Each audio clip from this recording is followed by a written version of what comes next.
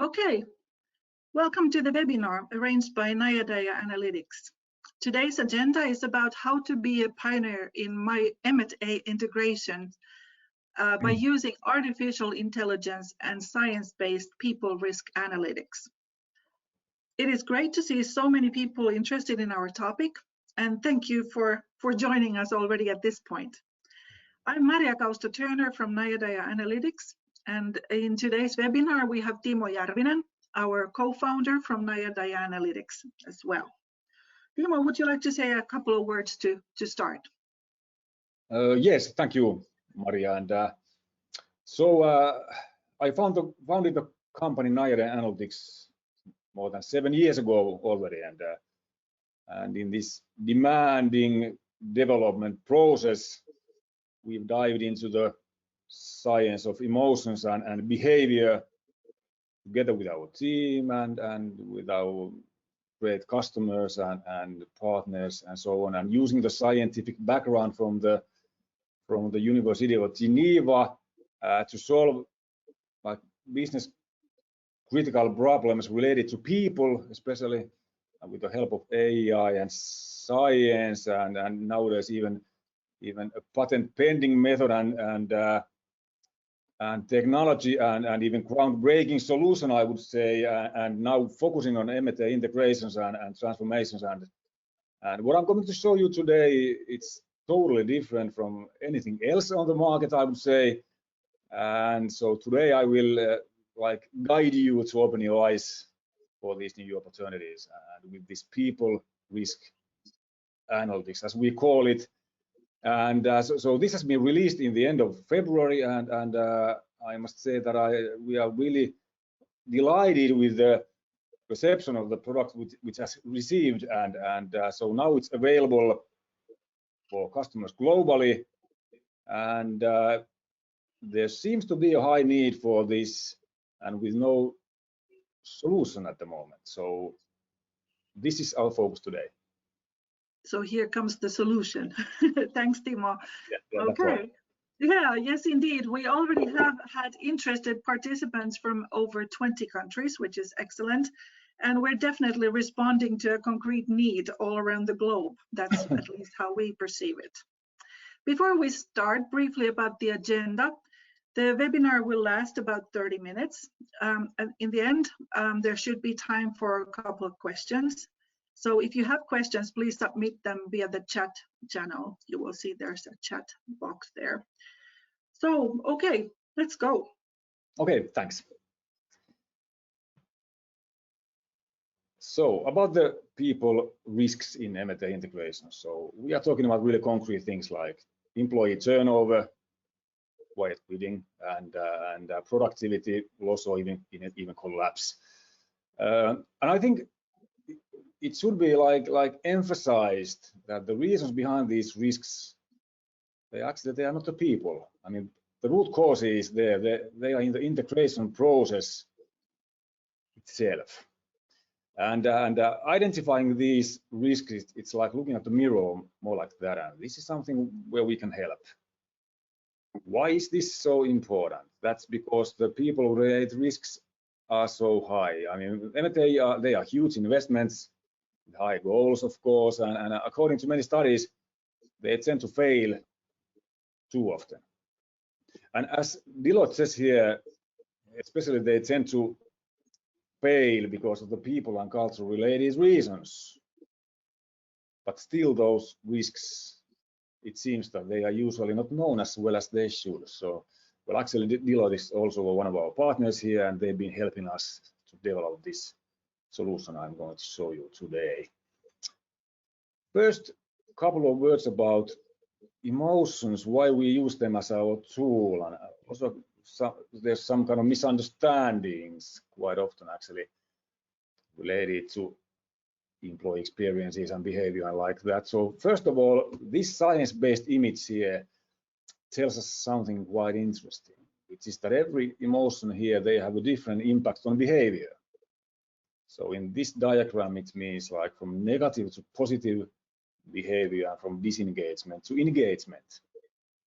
And these emotions, they are from the Geneva model we use here. And in the M&A integration, for example, it means that, for example, the disappointment there, actually right there, may lead to employee turnover or productivity loss, or contentment, which is like satisfaction there, make people more passive, actually, like not promoting the change. And then, for example, interest up there, on the other hand, creates engagement more than any other of these emotions.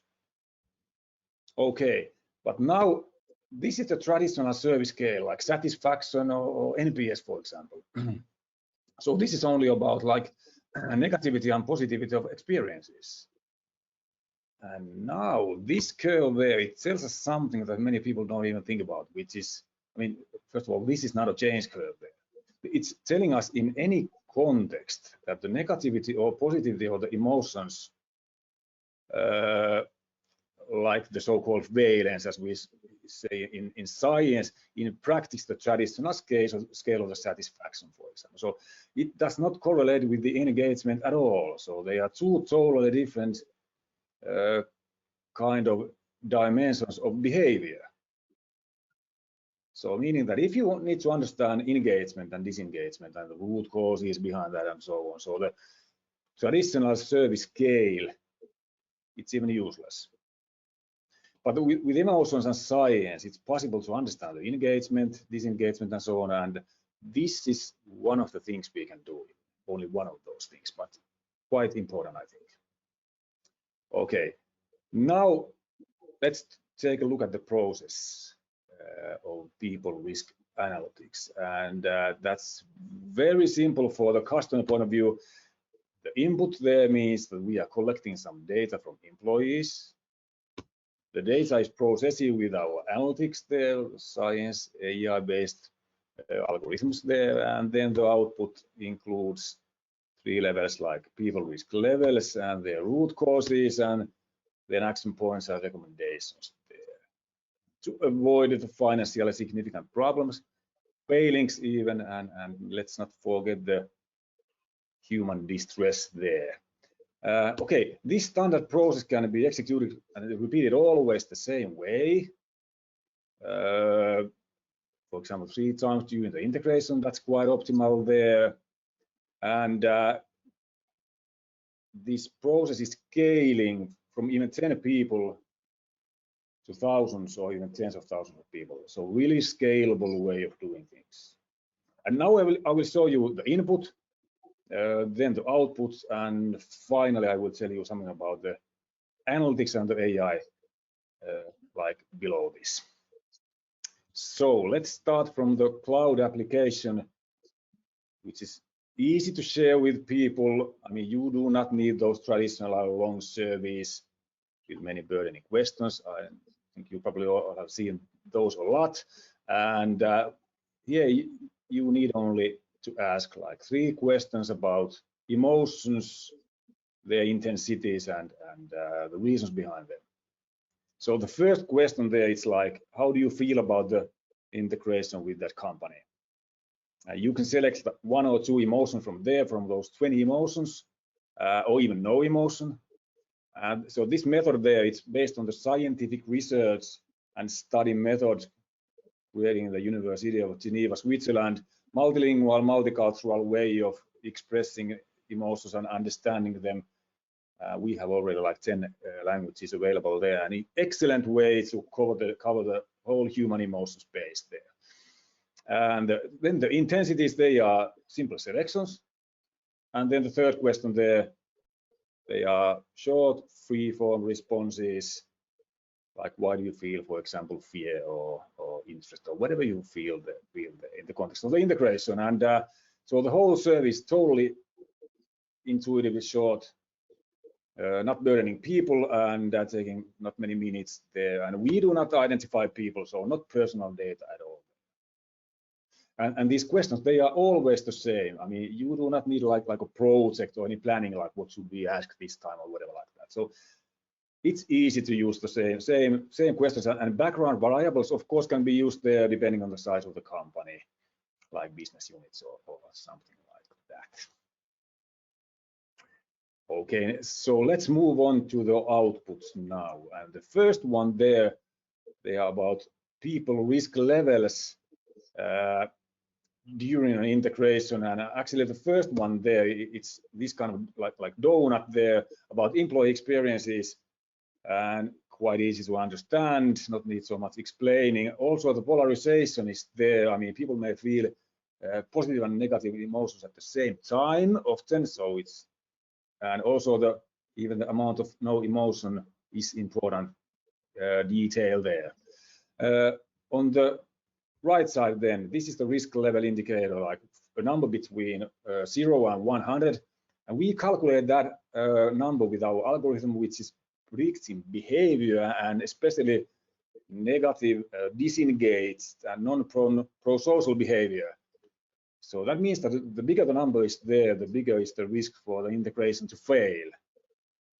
Okay, and you can use these indicators to compare risks in different phases of the change to the integration, or in different integrations, or in different business units, or through different background variables and so on. So nice way to compare situations. And with this, I would say that you will see even in seconds if there's a crisis going on.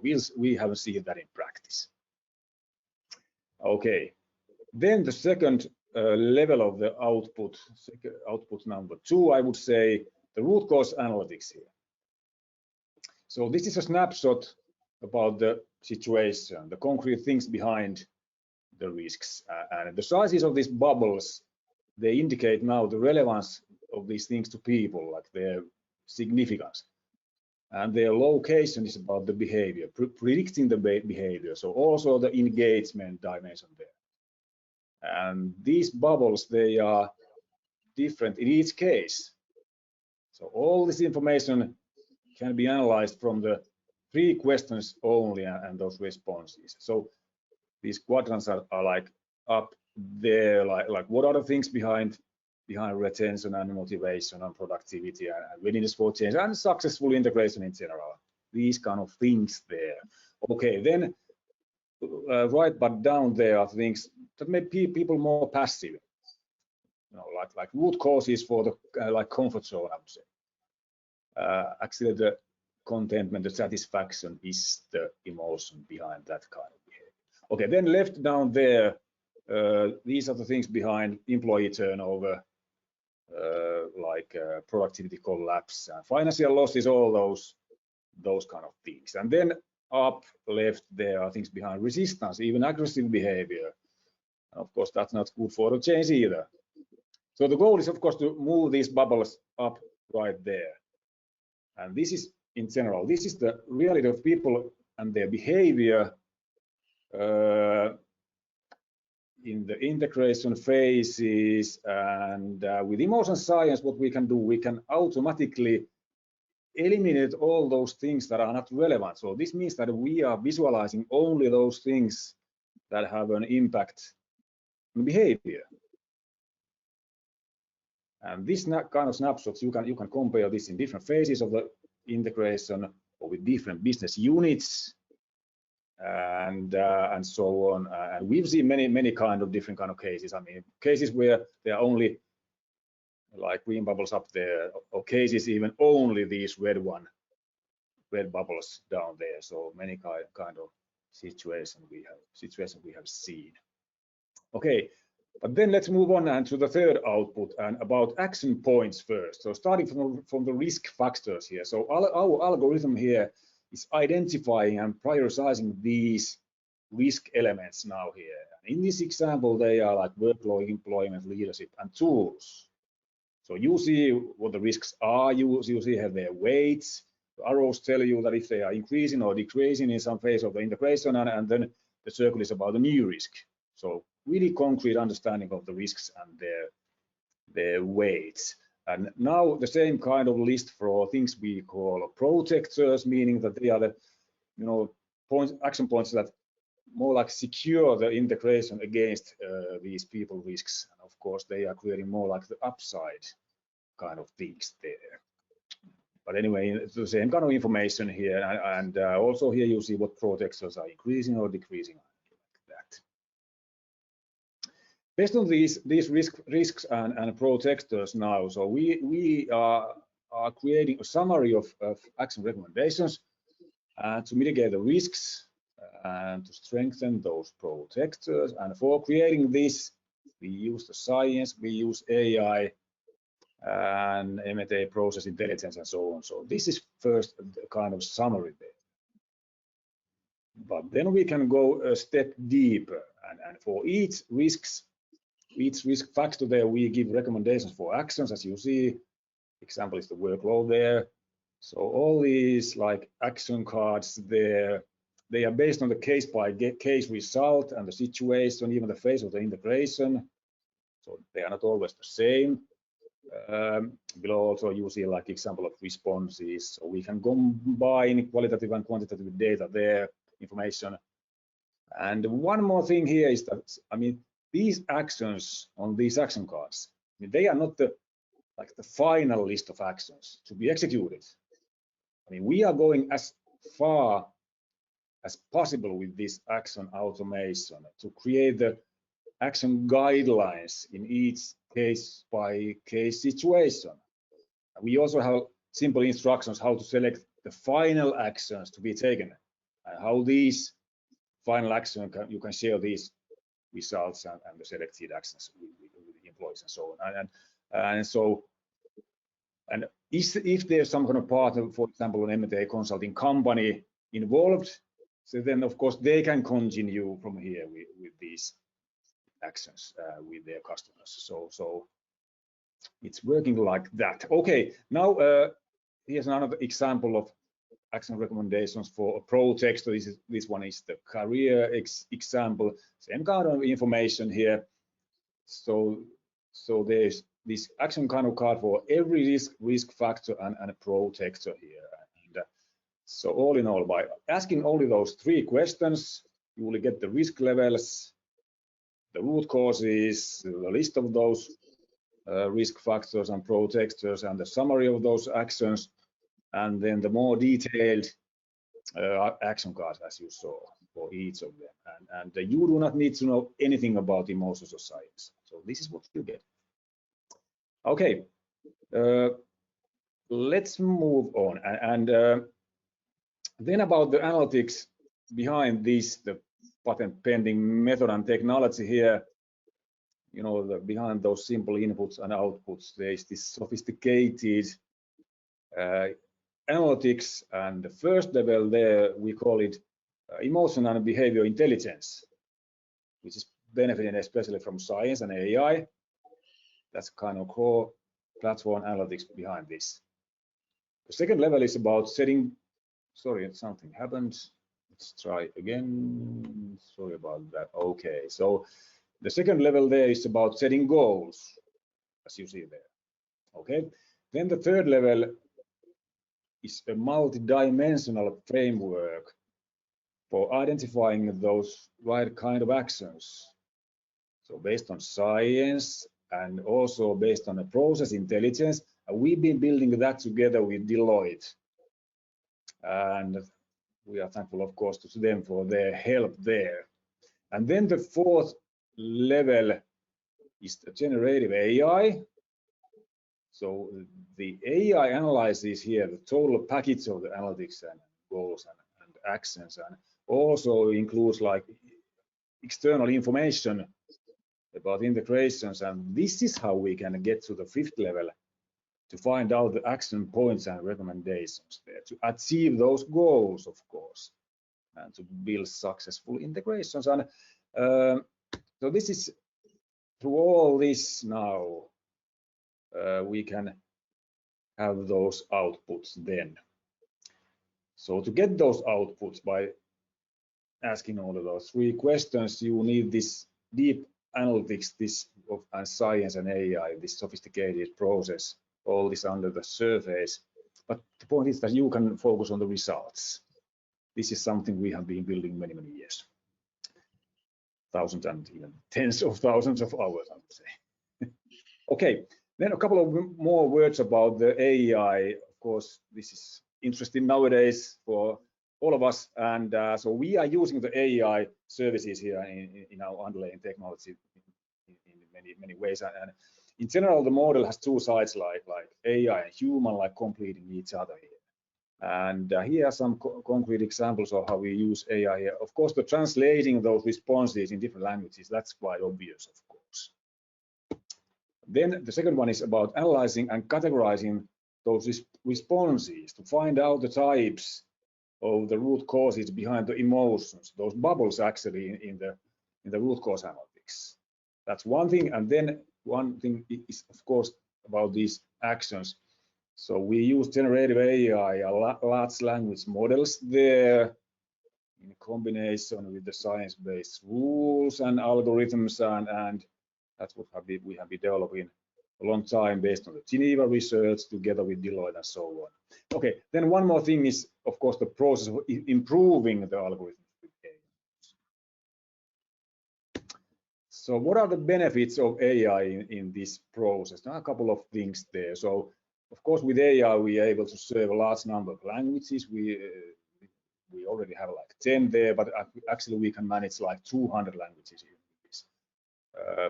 Then secondly, it's about the speed of the process. I mean, it's faster with AI. This is essential because we are pointing out risks. So if there's a crisis going on, it's important to act quickly, of course.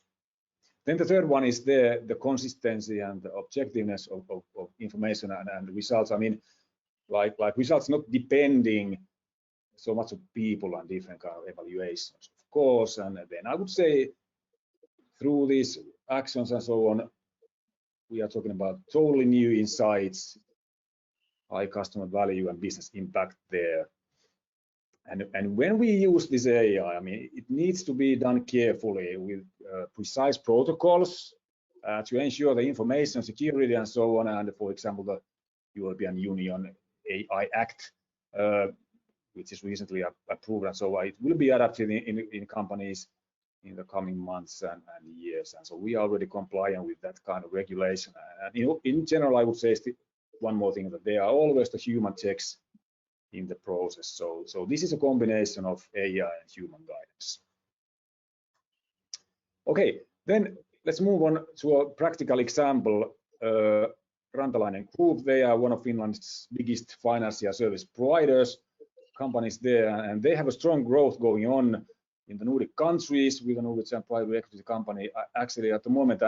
And they've been using this solution almost 2 years now, executing exactly the same process in their integrations to find out those risks and action and so on now, to build, of course, successful integrations and future, as Kimmo Martikainen says here. So this is an example how you can scale the same solution inside one company. So it's easy even to have many integrations going on at the same time. That's not burdening people. Okay, then getting back to where we started. I mean, what we have seen here is it's like about looking at the integration through the eyes of people and like stepping into the shoes of people and building social sustainability also. And when we use AI, it also needs to be done ethically. I mean, this is something we promise. I mean, even if the focus here is on to be a kind of insurance to avoid the financial losses and so on. So it's also always about being kind to people and the planet and to bring more well-being to the organizations and companies, of course. Then one more thing here, a kind of quick calculation of the payback.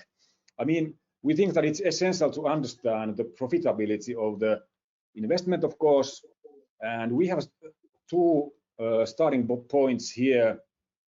Another from Deloitte about the typical productivity collapse in integrations, and then another from Gallup about the costs of replacing employees in the case of employee turnover. And in this example, we have 100 employees. And as you see there with these numbers, the total financial losses would be like 1.5 million euros, which is quite a lot, I think. And then with this size of an acquisition, the price for those 3 rounds of people risk analytics will be around like 15,000 euros only. Meaning that if we can mitigate even like 20% of the employee turnover and productivity loss there, then this solution has paid it for itself like 20 times. And of course, these numbers can be different in different cases, for sure. But the meaning for this is to get you an idea of the benefits in relation to the costs in general. That's the point here. Okay, so this is also, here's my contact information also for CEO, our CEO Petri Järvinen. And if you wonder, we have the same last name. We are brothers with Petri. Petri came back from Singapore, where he worked about 10 years in the Accenture group there, and to be our CEO partner. And I have a long history with him, working with him before. Really glad for having him leading our team now. And myself, I am now totally focusing on our customer value. This is how we work with Petri. But anyway, you can contact me or Petri, whatever you like, and we are happy to discuss with you more. So in the end, I would say just like if you want to be like ahead of others and start also to use AI in your integrations and for solving one of the most critical and expensive problem, I mean, one could even imagine, I think, then we are there to help you. And also on our page, najadaja.com, we have a link there where you can book a meeting if you like to do it that way. So thank you very much from my point of view, my part, and let's be in touch. And Maria, please. Okay, thank you very much, Timo. There was a lot of information, but hopefully we can continue discussions with everybody online, and everybody just contact us. This concludes our presentation now. And thank you again for everybody for participating. And we have here a few more minutes time, and I have two questions that has come through the chat. So I'll just read them to you, Timo, and you can you can take your shot at these. So first one is about the partner network. So do you have a partner network of some kind, or do you only work directly with clients? Well, I'm glad about this question. Yes, good question. I mean, even if we work together with the end clients, of course, we have already a couple of agents already in different countries, and then we are also actively, I would say, building a partner network with consulting companies. We have already a partner program which is easy to use for them, and so I would encourage also like consulting companies who are focusing on M&A integrations or transformations to contact us. So we are really happy to discuss collaboration with that kind of companies. Yes. Yes, exactly. Great. Yeah. Okay, and the next one, the last one is about the benefits, or basically like who would benefit the most of this type of program, or there it said program, but yeah, solution. Yeah, our system or solution. Yeah. Okay, good question. Of course. So first of all, as I said already before, I mean, this can be used in companies or target companies from even 10 people to thousands or even tens of thousands of people to big mergers. Right. Of course, especially in the industries where people have the greatest value, I would say. And as I said, this is multicultural, multilingual, not that kind of limits at all. And no, it's not an industry based itself, so not like that. But I would say that, you know, the combination of science and AI, empathy, sustainability also. I mean, the way of building like totally new kind of M&A excellence in integrations. So I think this is the direction where the world is going right now. I think that those who want to be ahead of others should think about these things really, really carefully at the moment, where they want to be. And whether, I mean, if it's a company growing with acquisitions or if it's a consulting company helping companies with M&A integration. In both cases, I would think about this carefully right now. Yeah, basically whoever, but of course those who want to keep the people side and kindness in mind in the process of not losing people, and then again not losing a lot of money in these M&A processes, right? Yeah. Okay, great. Well, this concludes everything, and we want to once again thank you everybody, and thank you, and stay in touch. Bye. Thank you. Bye-bye.